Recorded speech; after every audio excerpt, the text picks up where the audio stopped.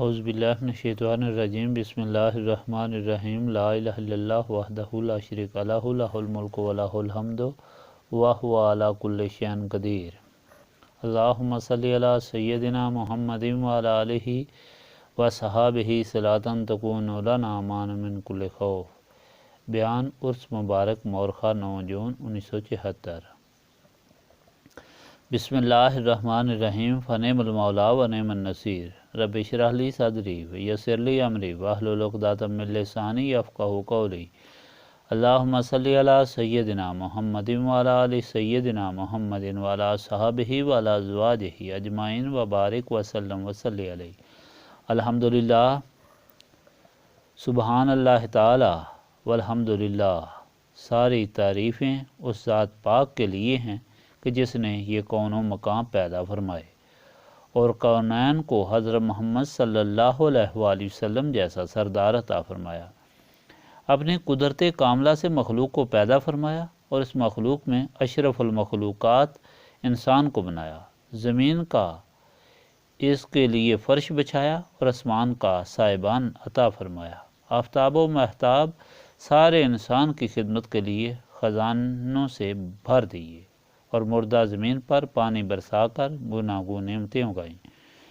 مالک یوم الدین کا احسان ہے کہ اس نے دنیا کی زندگی میں بھی انسانوں کو بہراور فرمایا اور اس زندگی کے بعد ہمیشہ کی زندگی رکھی جس کی نعمتیں احاطہ الفاظ میں نہیں آ سکتی۔ اللہ تعالیٰ کا لاکھ لاکھ شکر ہے کہ اللہ تعالیٰ نے آج ہمیں اپنا شکریہ ادا کرنے کے لیے اور اپنا ذکر کرنے کے لیے یہاں جمع ہونے کی توفیق عطا فرمائی ہے۔ اس کرم اور فضل کے لیے جتنا بھی ہم مالک کا شکر ادا کریں وہ کم ہے۔ لاکھوں اور کروڑوں درود محسن انسانیت تاجدار مدینہ احمد مختار صلی اللہ علیہ وآلہ وسلم پر کہ جن کا وجود دکھی انسانیت کا علاج ہے، غم زدوں کا سہارا ہے۔ برادران طریقت، آئیے عظیم اجتماع صرف خدا کا شکریہ ادا کرنے کے لیے اور خدا کا ذکر کرنے کے لیے جمع ہوا ہے، اور حقیقت تو یہ ہے کہ یہ سلسلہ ہی اسی غرض و غایت کے لیے وجود میں آیا ہے۔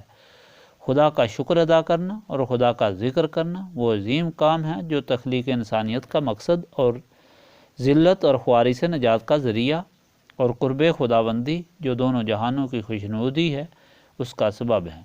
تاریخ شاہد ہے کہ جنہوں نے اس اصول کو اپنائے رکھا اللہ تعالیٰ نے دونوں جہانوں کی حکمرانی ان کو عطا فرما دی، اور جو اس اصول کو بھول گئے وہ جانوروں کی طرح کبھی موٹے تازے اور کبھی لاچار ہوئے اور دنیا سے اس طرح رخصت ہوئے کہ ان کا نام و نشان ہی نہ رہا۔ خدا کا ارشاد ہے، جس نے اپنے نفس کی اصلاح کی اس نے نجات پائی۔ انعامات کی قدر اور قیمت اس طرح ہی ہوتی ہے کہ انسان امتحان سے گزر کر حاصل کرے۔ خدا کی غلامی کا انعام جو اپنے اندر ایک عظیم خزانہ رکھتا ہے اس صورت میں حاصل ہو سکتا ہے کہ دنیا کی رنگینیوں سے منہ موڑ کر انسان خدا کے دروازے کا امیدوار بن جائے۔ وہاں دنیا، وہی دنیا جس کو انسان خدا کی رضا کے لیے ٹھکراتا ہے، اس کو اللہ تعالیٰ انسان کے قدموں میں گراتا ہے۔ دنیا سے منہ موڑنا اور خدا کی طرف متوجہ ہونا یہ نہیں ہے کہ دنیا کی چیزوں کا استعمال انسان بند کر دے، بلکہ دنیا سے منہ موڑنا خدا کی طرف متوجہ ہونا یہ ہے کہ جس کا مظاہرہ آج آپ اس عظیم اجتماع میں دیکھ رہے ہیں۔ آج اس اجتماع میں وہی لوگ آئے ہیں جن کے دلوں میں ایمان اور ایقان کی قندیلیں روشن ہیں، جنہوں نے یہ فیصلہ کیا ہے کہ خدا کی نعمتوں سے فائدہ اٹھانے سے افضل خدا کی نعمتوں کا شکر ادا کرنا ہے۔ خدا کا ذکر کرنا خدا کی نعمتوں کو حاصل کرنے کا بہترین ذریعہ ہے۔ خدا کی یاد کو چھوڑ کر دنیاوی ذرائع کے پیچھے بھاگنا نفس اور شیطان کا فریب ہے۔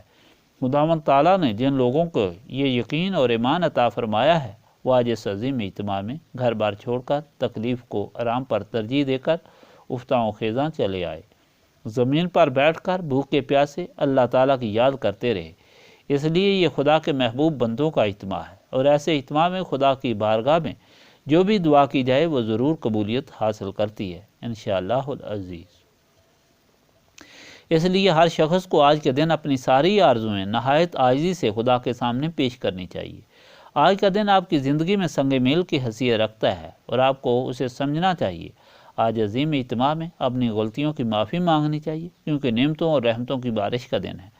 غم اور مصیبتوں سے نجات کے لیے درخواست کرنی چاہیے کہ آج کا دن مصیبتوں اور غموں کے بادل چھٹنے کا دن ہے۔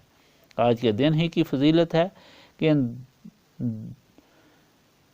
ان دنوں خدا کے بندوں نے خدا کے بندوں کے لیے آج کا دن مقرر کیا ہے۔ خدا کے بندے کا سب سے بڑا مقصد خدا کی مخلوق کو دین اور دنیا کی مصیبتوں سے چھٹکارا دلانا ہے اور خدا سے ٹوٹا ہوا رشتہ استوار کرنا اور خدا کی نعمتوں سے مالا مال کروانا ہے، کیونکہ خدا اپنی مخلوق سے بہت پیار کرتا ہے، اور جو خدا کی خوشنودی چاہتے ہیں وہ خدا کی مخلوق کی بہتری کا اپنا نصب العین سمجھتے ہیں۔ اللہ تعالیٰ کی خوشنودی کے لیے ان بزرگان دین نے اس سلسلہ نسبت رسولی صلی اللہ علیہ وآلہ وسلم کا سلسلہ قائم کیا اور لاکھوں انسانوں کو اس زنجیر میں پرو کر خدا کے دروازے پر لا کھڑا کیا۔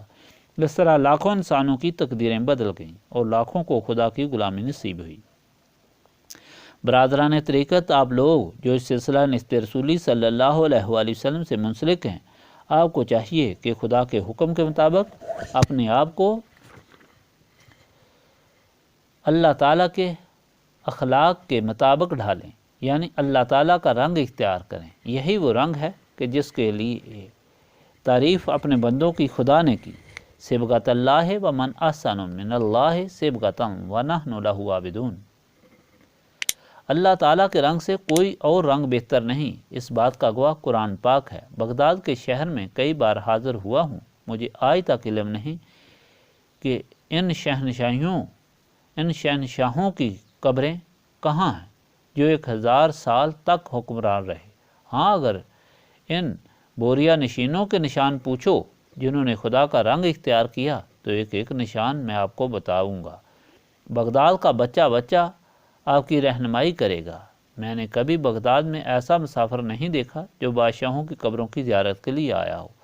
اس کے برعکس اللہ تعالیٰ کے غلاموں کی قبروں کی زیارت کرنے والے تقریباً ہر وقت وارد ہوتے رہتے ہیں۔ برادران طریقت، میں نے عرض کیا تھا کہ آپ لوگوں کو اللہ تعالیٰ کے رنگ اور اخلاق میں اپنے آپ کو ڈھالنا چاہیے۔ اللہ تعالیٰ کا کیا رنگ ہے؟ اس کی تعریف خدا نے خود فرمائی ہے۔ خدا نے خود سورۃ اخلاص میں کہا ہے، هو اللہ احد، اللہ تعالیٰ ایک ہے۔ آپ کے لیے یہ پیغام ہے کہ آپ کا خدا ایک ہے، اس لیے آپ کا رسول صلی اللہ علیہ وآلہ وسلم بھی ایک ہے اور آپ کا پیر بھی ایک ہے، اور آپ کو اس طرح ایک ہو کر رہنا چاہیے۔ آپس میں اس قدر اتحاد اور یکجہتی اختیار کرنی چاہیے کہ یہ سارا سلسلہ ایک جسم نظر آئے۔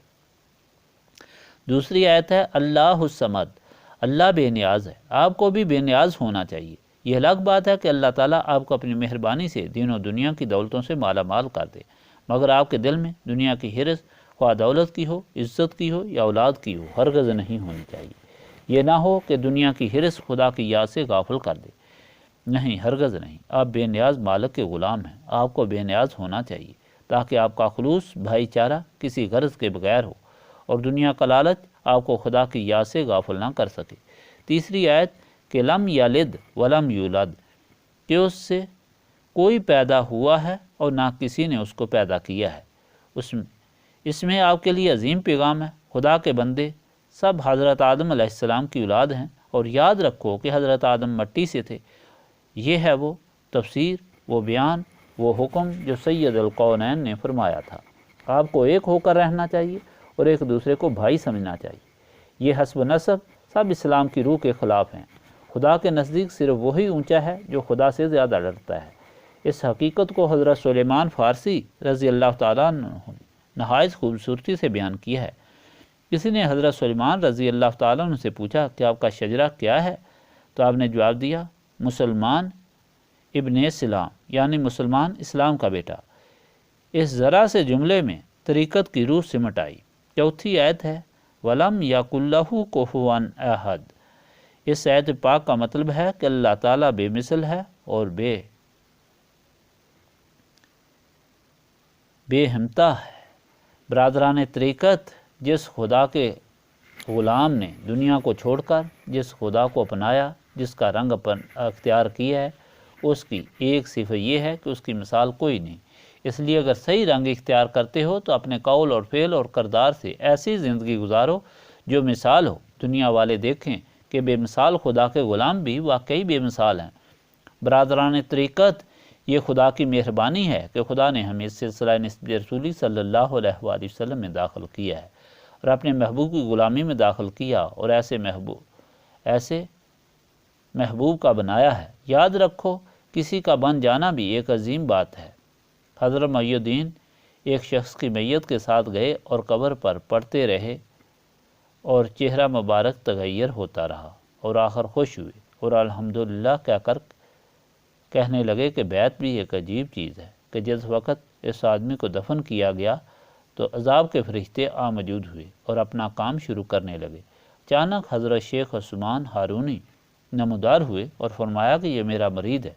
اللہ تعالیٰ نے فرشتے کو فرمایا کہ کہہ دو کہ یہ شخص آپ کا مخالف تھا، تو خواجہ صاحب رحمۃ اللہ علیہ نے کہا کہ بالکل درست ہے، مگر اس نے اپنا نام میرے ساتھ باندھا ہوا تھا، اس لیے مجھے شرم آئی کہ اس پر سختی ہو۔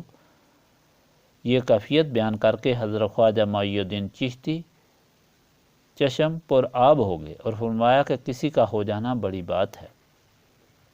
سلسلہ نسبت رسولی صلی اللہ علیہ وآلہ وسلم میں منسلک ہونے والوں، مبارک ہو تمہیں کہ غوث الامت خواجہ محمد قاسم رحمۃ اللہ علیہ تعالی غوث المعظم رہبر اعظم نسبت رسولی صلی اللہ علیہ وآلہ وسلم اعلی حضرت پیر نذیر احمد رحمۃ اللہ علیہ سے تمہارے نام منسلک ہو چکے ہیں۔ آپ ایسے اشخاص کے ہو گئے ہیں جن کی زمانہ گواہی دیتا ہے کہ خدا کے ہو گئے۔